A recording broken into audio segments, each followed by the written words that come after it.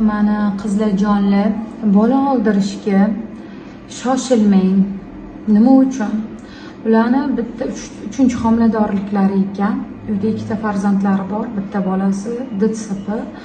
Yuradi, Allohga shukr, o'ziga o'zi xizmat qiladi. Mana ayolimiz yuradi, xizmat qiladi, deyaptilar. Bu bolasini ginekologimiz aytibdi, oldirib tashlang, bu ham nuqsonli bo'ladi debdi.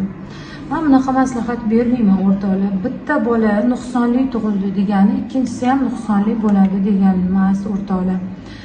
Salginagina anaqa qilaylik, o'ylaylik. Hozirda tibbiyot rivojlangan, analizlarni topshirib, tekshiruvdan o'tamiz. Ikkinchidan, DTSP juda ham kam protsent bilan tug'ma bo'ladi. Ko'pincha DTSP orttirilgan bo'ladi, detskiy serebralniy paralij. Chunki bola tug'ruq travmalari hisobiga ko'proq DTSP bo'ladi.